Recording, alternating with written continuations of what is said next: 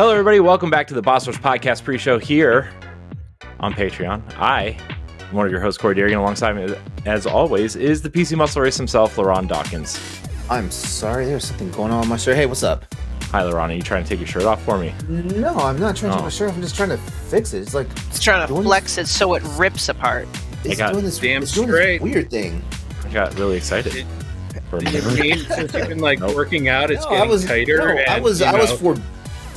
I was forbidden from doing stuff like that last week's recording. So no, you're not getting that. LeRon, flex those pecs. I want to see them bounce. Do the pec thing. Come on. I never learned how to do that. I never learned the muscle control for that. Oh, speaking of muscle control, also here is the mad pharmacist herself, Stephanie Klimov. Hey. Hi, Stephanie. What's up? You sound happy and healthy to me. Yeah, so if I sound like, I don't know what I sound like. It's because my petri dish of a son gave me another cold, but I'm here. All medicated. I feel bad that you're here. This is an exciting episode. Speaking of exciting, also here on his brand new laptop is PK Power Pat Klein. Damn straight, it's brand new. It's brighter, but probably because the brightness is turned up a lot higher than I'm used to. I got everything set up, and I think this laptop's good to go. Is it going to work? Is it going to work? Is it what? Is it going to work? Is I don't know. I mean, I'm afraid to actually do stuff with it, but it looks good. Well, guess we'll find out, huh? Mm-hmm. Guess we'll find out. Speaking of finding out, we're going to find out if we would actually enjoy food from a video game cookbook. LeRon, you gave us this topic. Mm-hmm. Would you like to introduce it? Even though I kind of I think you just introduced it, actually. Here, I have LeRon's text right here. I suggest we talk about whether or not we ever considered making something from a video game-inspired cookbook. If so, which cookbook was it? And I got excited by this topic because I can start. I have the Legend of Zelda cookbook, the unofficial cookbook, and it's fabulous. I admittedly haven't gone and dove into it too much because ingredients and time and adulting, but I did make the Lon milk. What was it? I need to find it, but it's Chateau Romani from Majora's Mask. It was really good, so I'll have to see if I could find that recipe and share it with you guys. But it was the first recipe I dug into. Easy to make. It was very delicious. I also have a Final Fantasy themed cookbook. I think it's Final Fantasy 14. Haven't tried anything from it yet, but I would love to. Speaking of Final Fantasy food, every time I hear somebody talk about cooking, I think of Final Fantasy 15 and what's his face. Wow. I've come up with a new recipe. Every time. Ignis is. So I good. would love to test Ignis's cooking. Those things look so delicious. Man, Final Fantasy 15. What a gem of a game that nobody likes, apparently. I loved that game. Isn't it crazy, though, that there are actually a lot more video game themed cookbooks than there probably should be? I'm sure there's a Destiny cookbook and a Minecraft cookbook, a Pokemon cookbook. Some make sense and some just don't. I'm like, okay, Minecraft cookbook? So you make whatever burger or cake and just make it a square? I don't know. Just maybe that's a good thing to get your son and get him to learn how to cook. Yeah, he likes to cook. If anything, it's my fault for not having the patience to allow him to cook with me. So got it. Man, the Destiny cookbook is weird. Let me tell you, it's a lot of ramen, which if you're a Destiny fan, you would understand. But I'm pretty sure it had to be the theme. Yeah, well, it's Cade's favorite food, even though he's a robot, is spicy ramen, and so There's even a ramen shop in the tower that you can go down to, and there's like a dedication to Cade and everything. It's cool, but yeah, there's like a lot of stuff like that, and it's pretty weird. Plus, like the different races in the game have different foods that you can try, quote unquote. So, yeah. LeRon, is there a Monster Hunter cookbook? No, I really wish there were. I thought I really there was. Sure? Well, I'm pretty sure. Hold on a second. Is there a Monster Hunter cookbook? I bet you there is. Mm-hmm. I mean, those cats, they be cooking. Yeah. Oh, looks like there might be. No, there's not a Monster Hunter cookbook. No. Well, What? there's a. Well, hold on. It's in all Japanese. They never translated it. Mm. Boo. That's a disgrace. Of That seems all like a myth. cookbooks. Yeah, and it has like the most generic name too. It just says the Monster Hunter recipe book. Mm. Well, actually, no, that's not too generic because like your combo books are called recipe books in the game. Mm. Well, they were at one point. Well, the cookbook that inspired me to like ask you guys this question was I had a small meeting and we decided to meet at the bookstore today for, so I was just walking through looking at books and stuff like that, and I always find myself in the cookbook section, and there's like I want to say there was at least 5 shelves dedicated to like video game or nerd type Yep. cookbooks and stuff like that. And I caught myself leafing through the Witcher cookbook, and oh my god, all that food in there looked good. Yeah. Yeah.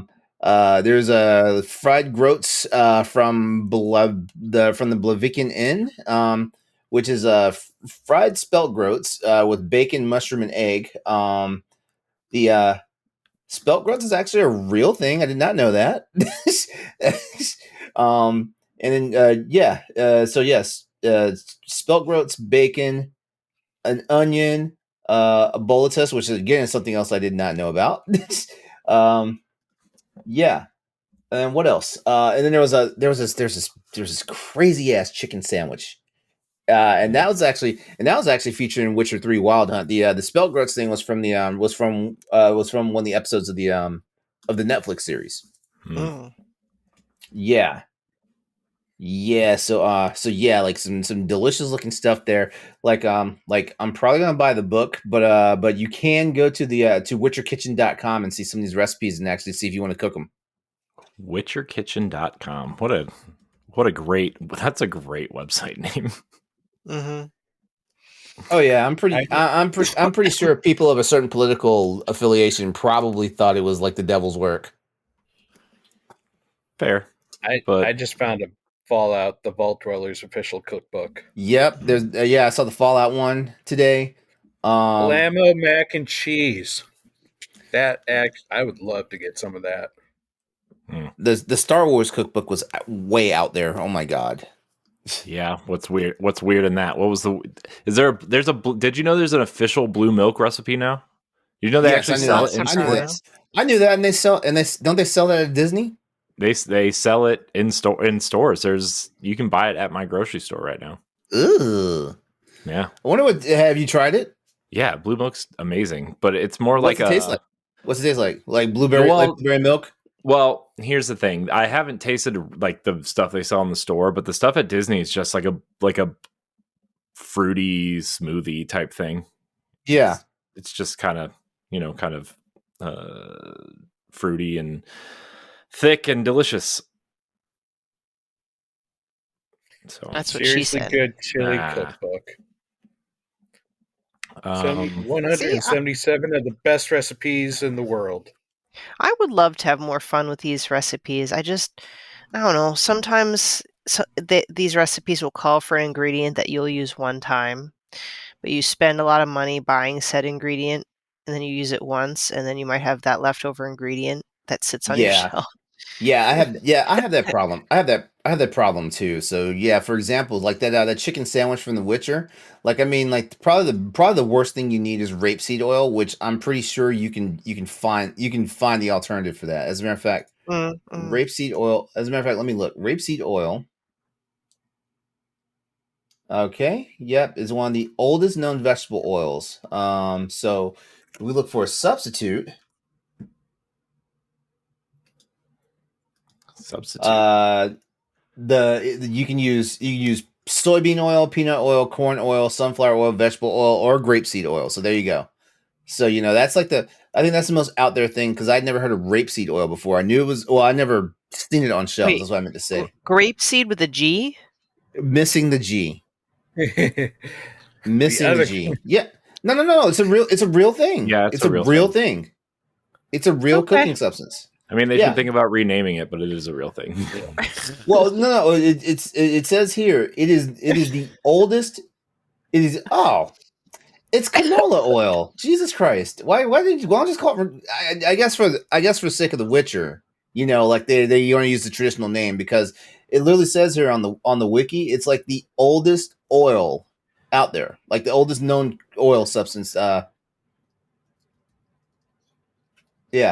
Canola, aka rapeseed oil. I guess they stopped calling it rapeseed oil because of the intonation of the name.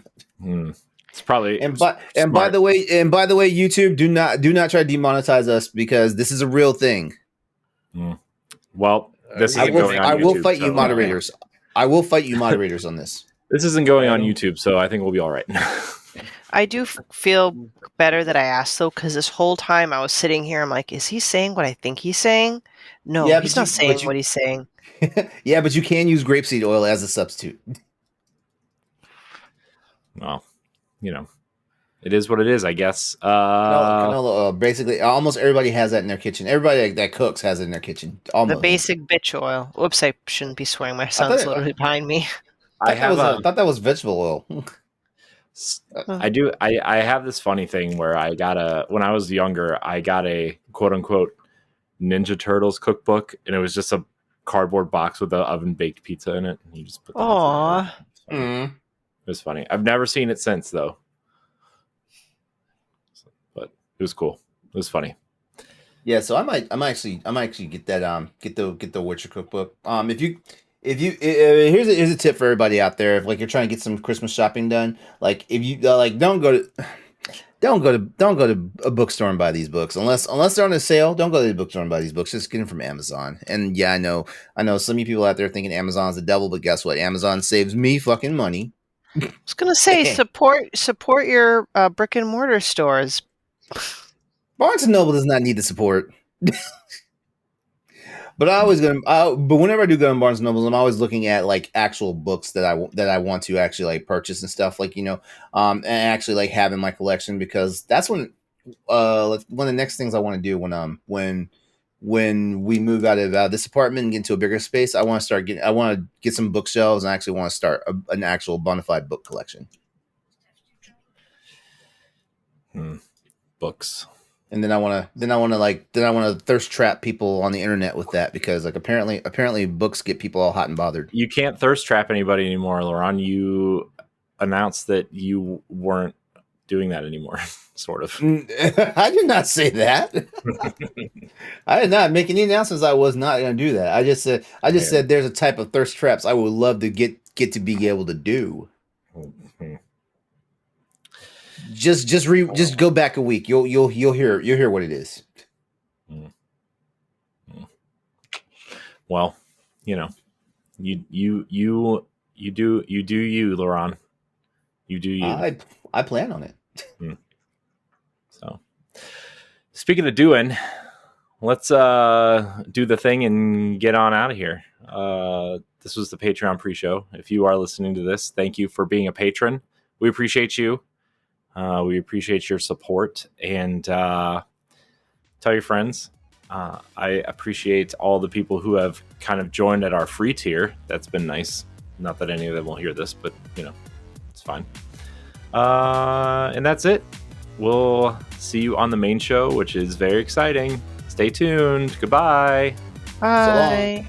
Bye. Farewell. If you want to see how you can become a Patreon producer, head on over to patreon.com/BossRushNetwork. The Patreon producers for this month are Adriel Munger, Austin Campbell, Celeste Roberts, Christian S., Sana Dierig, Francisco Santillan, Matthew Keel, and Todd Oxtra. Thanks for your continued support of the Boss Rush Network.